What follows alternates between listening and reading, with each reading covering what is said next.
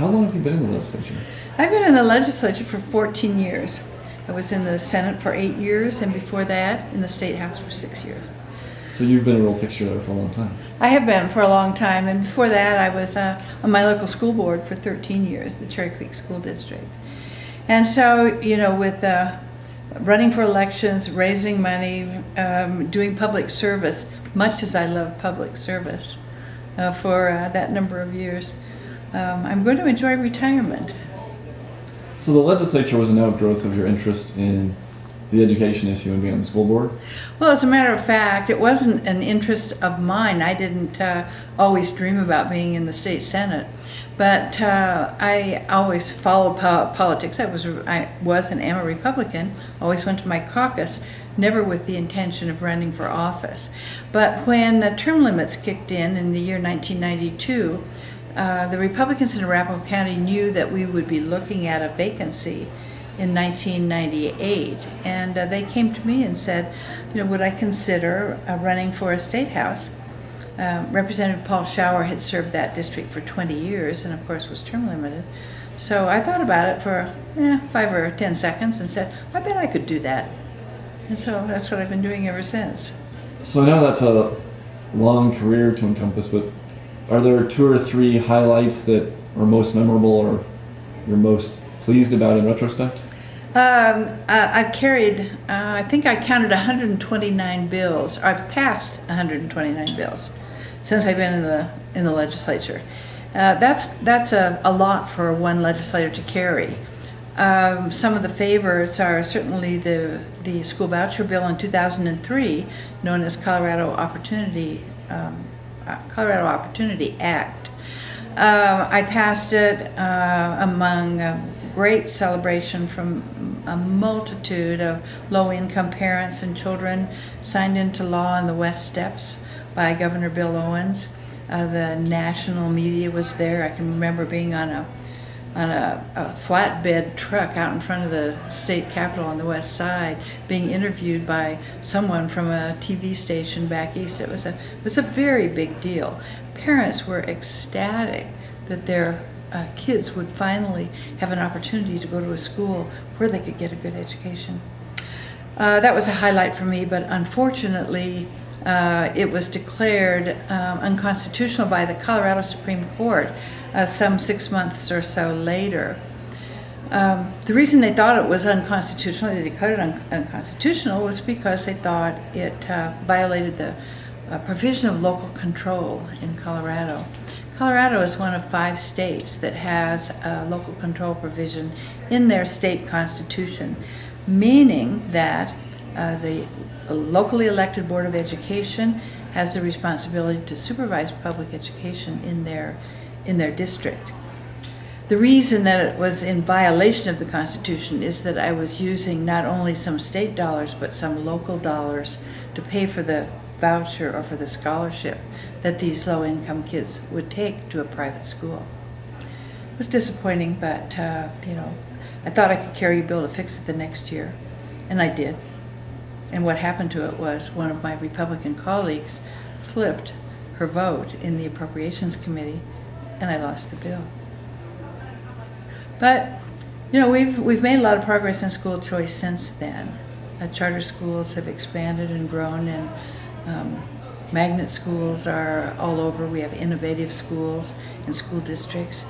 So I'm proud of the fact that Colorado, I think, is one of the states with the most education choice for all students, low-income students as well as high-achieving students, more than most other states in the country. So you've expressed interest in being involved possibly in charter schools in the future. Do you think that they've effectively met some of the unmet needs, or is it just barely addressing what's a much larger problem, or where do you see the reform? Are there additional reforms needed, or do you think that we basically achieved what needs to have happened in the public education system? I think we need to continue to strive to offer more choice for parents. Denver Public Schools has done a fabulous job in opening so many charter schools, so many schools like KIPP school. I think they might even have an Edison school. I'm not sure about that. Both privately operated schools. And the reason I think people are moving back to Denver is because young parents see the possibility of more schools and better school choice for their students, particularly in the elementary and middle school level. So I'm optimistic that we're doing a lot, but we can do better. There are other districts that aren't nearly as charter friendly as Denver is, and they have very few charter schools. Charter schools aren't the be-all, end-all, but I think it's offering competition to the public schools, that if they don't get their act together and improve the product, people are going to take their dollars and walk someplace else with their tax dollars to get their kid a better education. We just heard a talk by a gentleman who went through his entire school career without learning to read. Do you think that our schools now are capable and are in fact handling children with various problems or who need maybe special attention in certain areas?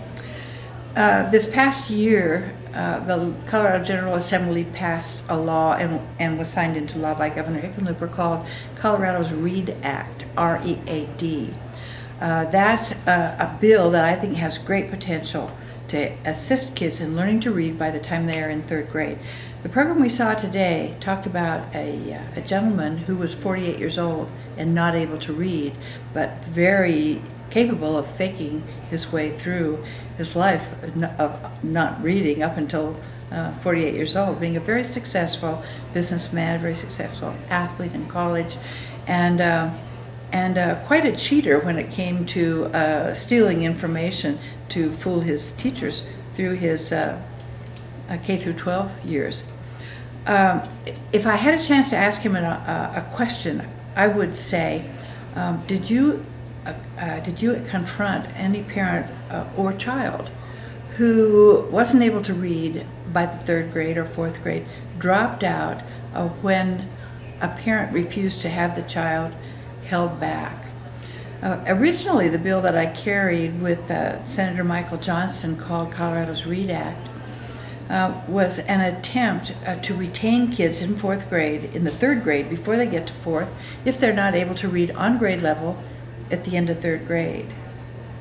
We got so much pushback from teachers, from parents, from students who said there's a stigma involved in holding a child back, and the parent doesn't want it and the kid doesn't want it.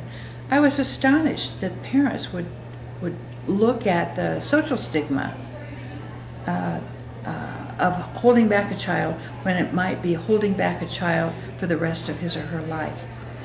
We had 17,000 kids in Colorado last year, not in the 12 year, but the 2011, and before that, 17,000 kids graduating from the third grade to the fourth grade who could not read on grade level. What a shame. So we put some steps in place to implement an early intervention program starting in the third grade with pre-testing, post-testing, and boatloads of intervention to make certain that that kid has all the tools to be a successful reader by the time they get to the third grade. Then we have intervention points at K1, 2, and 3 to find out what we can do to help a kid, whether it's outside tutoring, whether it's summer school, whether it's a new reading program using best practices, whether it's a new technological handheld device, a teacher aid that's very successfully used in some school districts in Colorado to make certain that intervention and tools are there so a kid can read before they get into the fourth grade. It seems like in the public school system, if you just leave it purely to local control, then you have problems in not having accountability in some cases, in some areas falling down. But then if you have state control or state rules, then you have, it seems like, the problem of teaching to the test and maybe not having a rounded education, but just making sure they can pass this particular test really well. Do you see, is there a way to get through, how do you see as a way to get through that basic tension? It seems like it's one problem or another. I've always thought that teaching to the test is a good thing. We test what should be taught. And if it wasn't important enough to put on a test, then it probably isn't all that important for a kid to learn. So teaching to the test, I think, is a good thing. But before teaching to the test, a kid has to know how to read. If the kid can't read, they're not going to be able to even read a test. We can't count on math skills, number skills, and maybe science skills carrying a child forward if they haven't learned to read very early. So to switch gears, you've sometimes been controversial in your political activities, and you've been a long-time observer of Colorado politics. Do you think the tenor of Colorado politics has changed over the years? I mean, is it the same level of fighting, just different players, or do you think that is it more negativity? I mean, we've had, for example, the personhood measures on the ballot for the last couple times, and it looks like it's going to be on again. We also have more Tea Party activism in the last 2-3 years, and it seems like there might be different players. We also have a big influx of people from all other states, including California and the West Coast. What do you see as the changing dynamics of Colorado politics since you've been observing it and acting in it?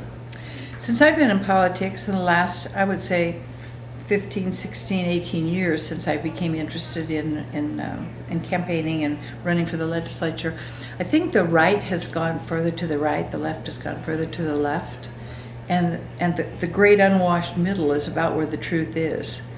It's difficult sometimes as a Republican to not be able to always vote on every Republican bill that's before the General Assembly. Just as a Democrat would feel in some of the extreme left Democrat bills, a struggle with voting for those. I try to look at what my constituents want, and in fact, before I vote on a bill, I think, what does the Republican Party view? How do they view this bill? What do my constituents feel? And what do I feel in my gut in terms of just what's the right thing to do? So I think about those three things, and I'm proud of my conservative record in the General Assembly, although I don't usually vote with my party on social issues. The fiscal issues, the issues of less government, of less regulation, they fit with me and they fit with my constituents. And I think that's why I've had pretty easy time being reelected with Democrat opposition every time I've run, is that my voting record fits the constituency that I represent. So maybe there's been some polarization, but at the same time, our Governor Hickenlooper has seemed to take some pretty common sense positions with respect to energy, with respect to taxes and regulations. Mm-hmm. And the Democrats have been fairly successful at taking control of most of Colorado politics. Do you think that the Republicans have a realistic chance of reasserting themselves in the legislature this election cycle or in upcoming election cycles? Or are they going to continue to marginalize themselves and run candidates who have an easy time getting the socks beat off of them? Well, I think either way, I think number one, Republicans have a very good chance of taking back the Senate and holding on to the one-seat majority in the House. The reason is because I think that there will be a great deal of attention paid to the November ballot because of Romney, because Romney's very popular in Colorado. I think it's going to bring out and attract some independent voters, unaffiliated voters, who are going to be there for Romney. They voted for Obama last time, and it didn't work out so well. So I think that those unaffiliated voters are going to come to the ballot box, and I think they're going to support Republicans right down the ticket. So I feel like we have a pretty good chance. We have to hold on to what we have in the Senate and then pick up 2 or 3 more seats. And it could be difficult, again, as you say, it depends a lot on what kind of candidates we select through the primary process to represent the party. And I hope that those who are more conservative than others won primaries. I hope they're successful, but it sure makes us spend more money on those campaigns. we're spending a boatload of money. And I'm sure the Democrats are too, on those state house races. Well, that's all I had. Did you have any parting shots or words of wisdom for our viewing audience? No, it's just been such an honor for me to serve. I have spent a great deal of time in my community, not only when I was in the school board, but as a legislator. I run around, do a lot of rotaries and different kinds of presentations. I'm well connected to the county administration, Arapahoe County. And I just want people to know that I have been honored and pleased to serve them for the last 14 years.